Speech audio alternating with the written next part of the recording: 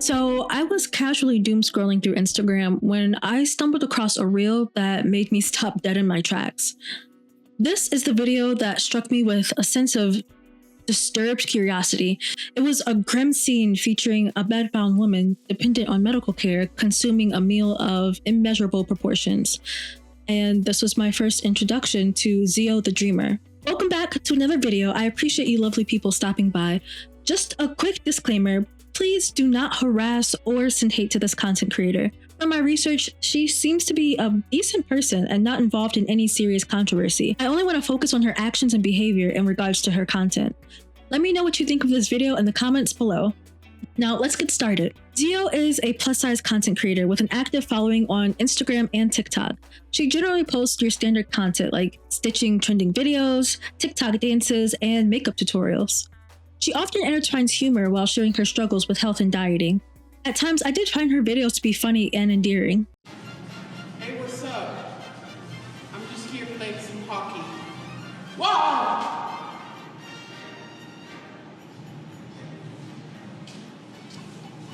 Track you on Sports Illustrated, my phone. But things started to take a darker turn when I started watching her food-related content. Mukbang content just feels off. She showcases her meals, which I can't deny, they look delicious. There's been some debate about social media platforms allowing influencers of certain body types to consume large portions of food in exchange for views. Now, I'm not entirely sure where I stand on this topic. Yes, people should be able to post content that is not offensive or harmful, but where do we draw that line, and who determines what constitutes as harm based on physical appearance alone?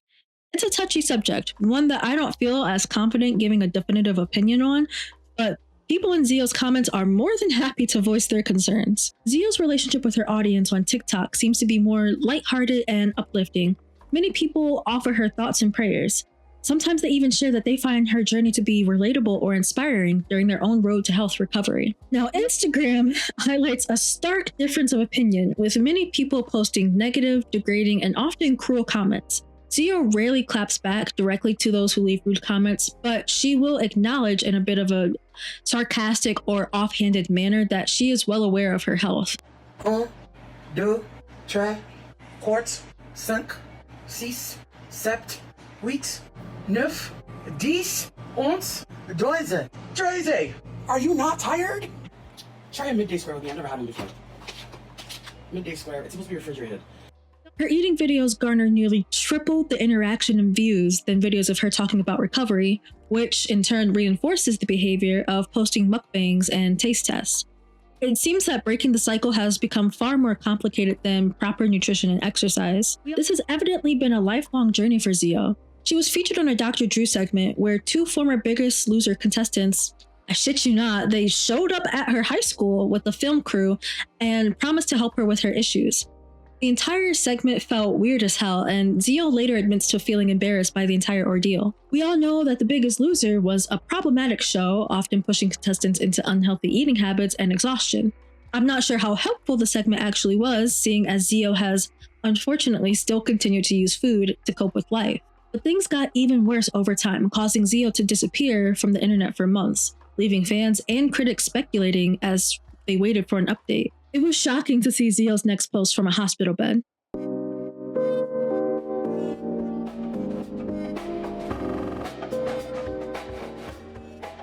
From what I could gather, she was in a coma and lost a vast majority of her mobility. I'm not sure if it was a stroke, but she describes physical therapists coming to assist her with regaining strength, as well as nurses aiding her with her daily needs. Why are you in the hospital? That's the number one question I get asked every time I'm on live. Let's answer some questions while I eat lunch. I'm in the hospital. Well, now I'm not in the hospital. This is a rehab center. Clock it.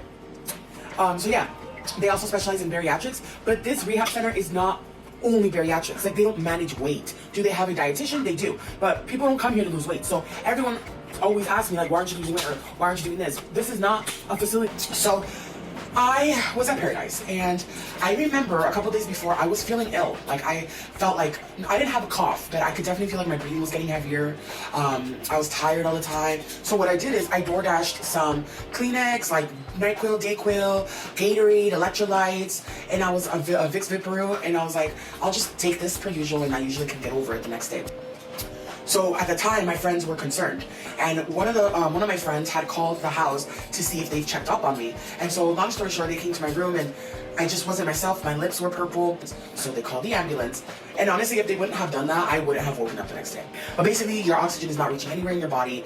My oxygen was still low at the hospital, supposedly, and then I tested positive for the flu type A, which is one of the worst ones. I also tested, I had pneumonia. I had fluid all in my lungs, like my lungs were filled with fluid. So by this time, like, my health is just bad. I'm like the heaviest I've ever been, 600 and like over 600 pounds. Like, it was not looking good for me. I was doing mukbangs every day, like, and there's no one to blame but myself. When I woke up, I had tubes in my mouth, multiple tubes. I was strapped down, like my arms, like, let's just say like you're arrested. I was strapped, each arm was strapped, because the first thing you do when you want to wake up is you want to pull the tubes out. Like, it's so uncomfortable in your throat.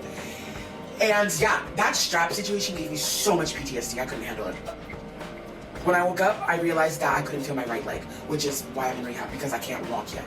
I get intubated, not a second time again, not a third time. I got intubated a total of 4 times while I was there. I'm in rehab now. Monday to Friday I do physical therapy, occupational therapy. I've been sitting in my chair for long periods of times. I've been standing every day. The next steps will be to start taking steps and walking. However, even though the facility provides her with meals throughout the day, Xio continues to order food on DoorDash. She insists that the food from rehab isn't palatable, but she also acknowledges that she needs to delete the DoorDash app to further her progress with her health journey.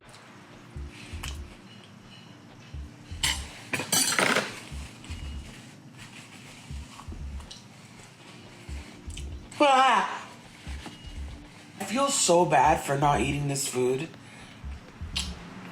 I'm a person that grew up with food insecurity, so I've worked really hard and I'm struggle every day to not be that fat person that like feels like they need to eat everything off their plate. It's apparent that she's stuck in a self-induced cycle of guilt and pleasure that has spiraled into full-blown addiction. Many people have compared it to an alcoholic ordering beer while in the hospital. I'm sick of everything. I am sick of this. I am sick of it. We're going on January, February, March. We're going 8 months. 8 fucking months. I'm not showering. Haven't had a proper shower in 8 months. Haven't walked in 8 months. Haven't got in a car in 8 months. Haven't gone to the mall in 8 months. Haven't gone to a fucking store in 8 months. I'm craving everything. I'm craving onion rings. I'm craving jalapeno poppers. I'm craving... It's crazy because, like, I do post mukbangs and stuff, but most of the time, like, I try. I don't know. I'm trying with my choices, right? But no. I find myself feeling torn about Xio's content. I think her videos are a raw and unfiltered look into the life of an individual struggling with food. Her earlier videos showcase someone making the best of an uphill battle, but she has become her own worst enemy when it comes to self-improvement.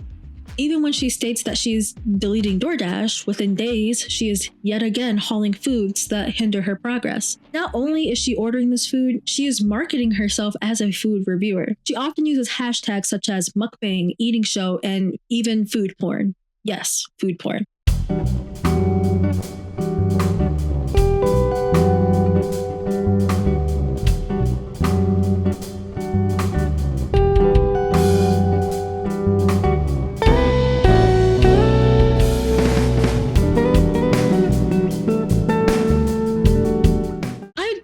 If I didn't mention the possibility that some of Xio's viewers may be drawn to her content for nefarious and self-gratifying reasons. Let's open it and do a lick test.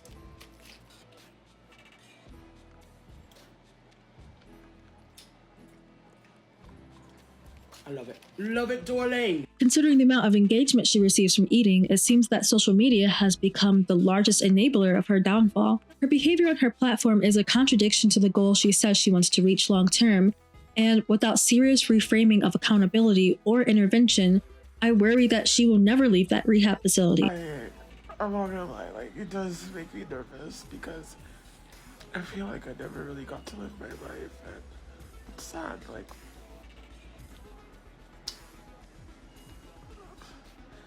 I I think I've come to the conclusion that I still want to record, but I might do it like weekly, just to like for my mental health, but also like to focus on my healing so I can get out of here. My final takeaway is that Xio is a human who has probably experienced unimaginable ups and downs in life. Watching the scope of her life through a screen as she slowly became trapped in a hospital has been pretty depressing. She used to work and laugh, dance, and cook. Now she is confined to a rehab facility, struggling to decide what she wants to order on DoorDash. I wish her nothing but a full recovery, and I hope that the facility she's in can provide her with resources to reclaim her life. I'm not an expert on mental health by any means, but I will always advocate for individuals to seek professional help or therapy to find balance in their lives. Remember to take care of yourselves, stay safe out there, and as always, stay lovely.